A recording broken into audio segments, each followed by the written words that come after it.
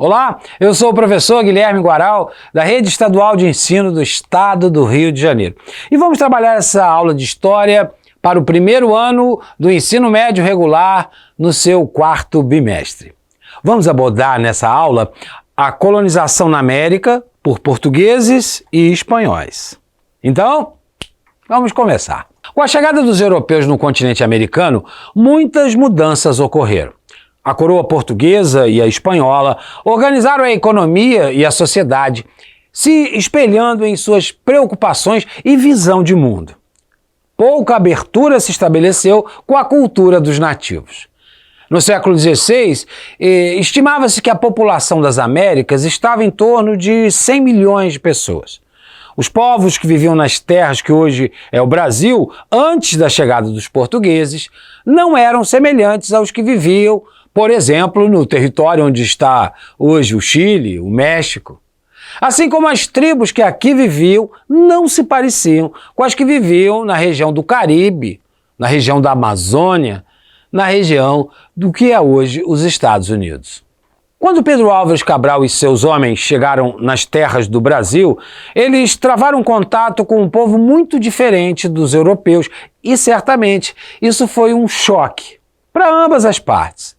Mas aqueles primeiros habitantes que Cabral conheceu era uma pequena parte de uma população de cerca de 5 milhões de indivíduos. Os denominados índios estavam divididos em 4 grupos linguísticos culturais: os tupis, jês, aruaques e caraíbas. Cada um desses grupos se subdividiam em vários outros, que apresentavam muitas diferenças linguísticas e rituais, mas apresentavam também algumas características comuns, como a prática da caça, da pesca e de um tipo de agricultura rudimentar. Eles plantavam milho, feijão, abóbora, batata doce e principalmente mandioca. Outra característica comum é que eles retiravam da natureza apenas o que precisavam. E o comércio era baseado no escambo, na troca, e não na ideia de lucro que chegou com os europeus. Os índios que habitavam o Brasil, diferente dos povos que viviam na América Espanhola, não constituíram reinos ou impérios, e sim sociedades sem Estado. A liderança das tribos era dividida entre o pajé, como uma liderança religiosa, e o cacique, que efetivamente era uma liderança política. Não havia classes sociais, diferenças entre pobres e ricos, dominados e exploradores, né?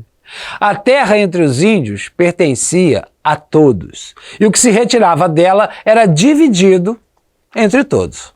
Com a colonização, as tribos indígenas foram sendo dizimadas pelos europeus. Atualmente restam apenas cerca de 800 mil índios vivendo em reservas limitadas pelo governo e sofrendo constantes ameaças de terem suas terras tomadas por fazendeiros, por garimpeiros e grileiros. E nas demais regiões da América? Como viviam os quase 100 milhões de habitantes? Os grupos que viviam muito distantes nem sequer sabiam uns da existência dos outros e viviam de formas bem variadas.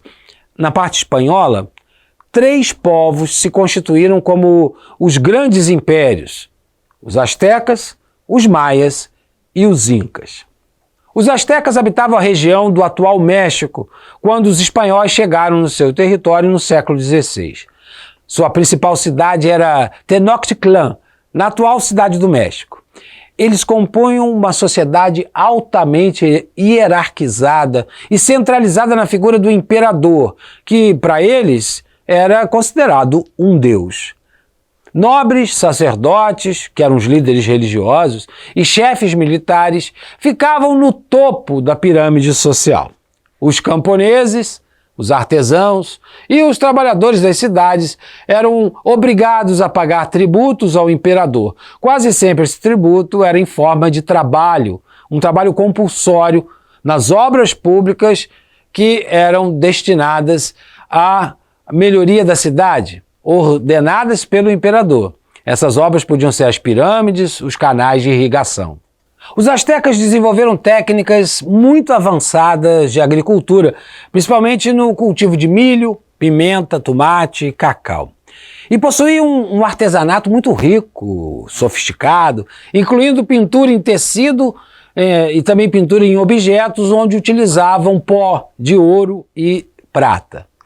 Com a colonização espanhola, a população foi sendo escravizada e os membros da administração foram tomando os postos de comando dos astecas e foram insuflando e armando as tribos rivais para derrotar o Império Asteca. Os incas também formaram uma grande civilização, com poder centralizado e sociedade hierarquizada.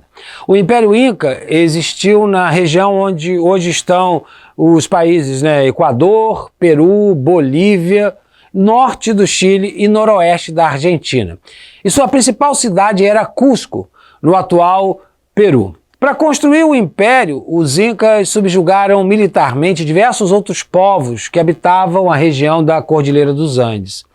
O imperador, chamado de Sapa Inca, era considerado também um deus, o Deus Sol.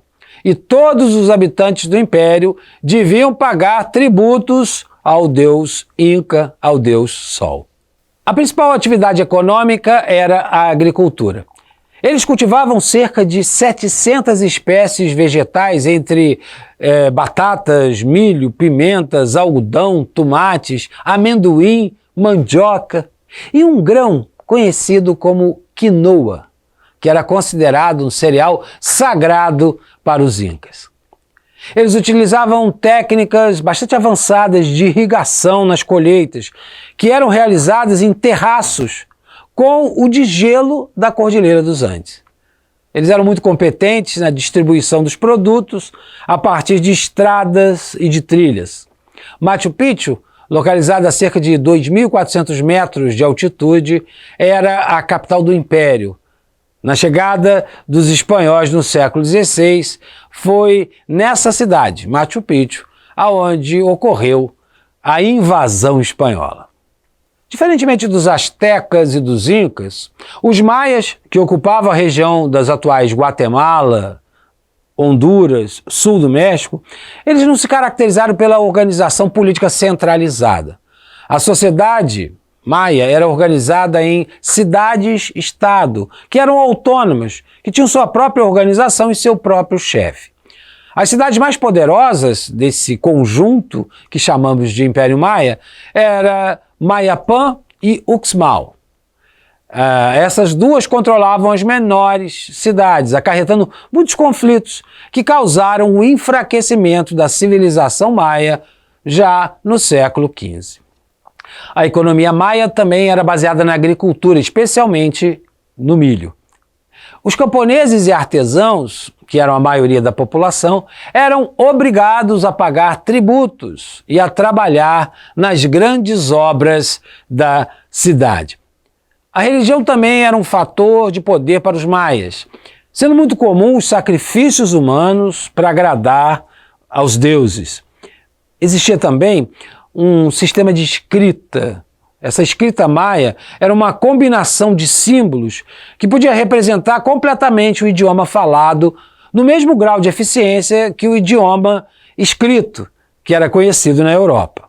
Os maias tinham a sua própria maneira de contar o tempo e construíram calendários para isso. Eles usavam como referência o movimento da Terra ao redor do Sol e idealizaram o calendário solar. E também o movimento do planeta Vênus. Era o chamado calendário sideral.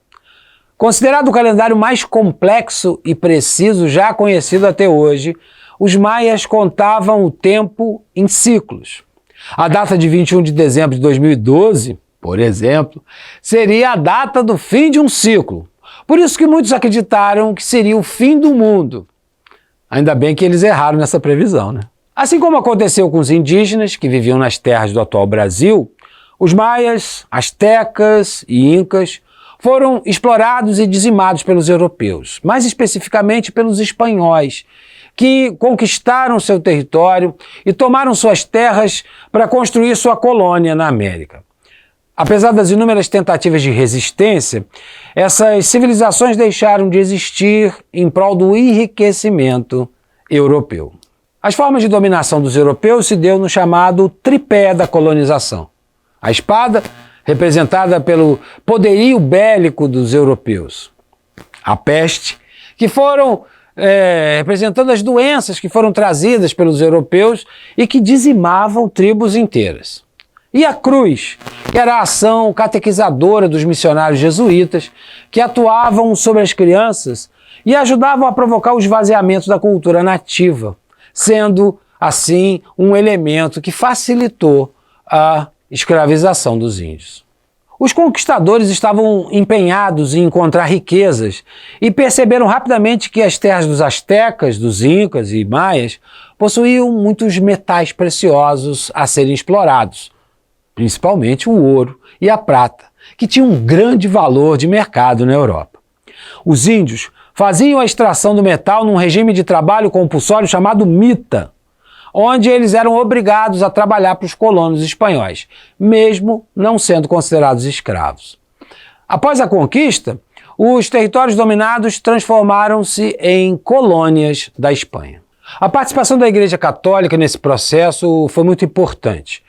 Coube aos missionários, por meio da catequização, converter os povos indígenas à religião católica e transmitir a eles os valores da cultura europeia, forçando aos indígenas a abandonarem seus antigos hábitos, comportamentos, crenças e os seus deuses. Foram fundadas centenas de igrejas por toda a América e muitos índios passaram a viver em povoados, aldeamentos, ou também chamados como missões, que foram criados pelos missionários católicos. Além da mita, outros 2 sistemas de trabalho foram adotados na América Espanhola: a encomenda, que dava aos colonos espanhóis o direito de controlar aldeias e cobrar tributos sob a forma de produto ou trabalho, tanto na agricultura quanto nas minas. O encomendeiro devia pagar impostos à coroa e cuidar da catequização das comunidades indígenas sob a sua proteção. Outro sistema eram os repartimentos. Os colonos espanhóis encarregavam os chefes indígenas para uma seleção dos homens que fariam trabalho temporário, tanto nas fazendas ou nas minas. Principal atividade para eles era o trabalho nas minas, para a extração, sobretudo da prata. Já nas Antilhas, na América Central, naquelas ilhas da América Central, a mão de obra predominante acabou sendo a mão de obra de escravos africanos, que trabalhavam basicamente no cultivo da cana-de-açúcar. Para facilitar a administração de uma área tão extensa, foram fundados os vice-reinos de Nova Espanha, que compreendia do México e parte da América Central, o vice-reino do Peru, que abrangia quase toda a América do Sul, a Bolívia, Peru, Equador, Paraguai, Argentina, atuais, né? Nas regiões militarmente estratégicas foram criados capitanias gerais. Então, não vice-reinos, mas capitanias gerais. E tiveram 2, a Capitania Geral da Venezuela e a Capitania Geral do Chile. Tanto os vice-reis quanto os capitães gerais, eles eram nomeados pelo próprio rei da Espanha. Nas vilas e cidades coloniais foram instituídos os chamados cabildos. Era uma espécie de conselho municipal que cuidava da administração local e dos assuntos relacionados à justiça.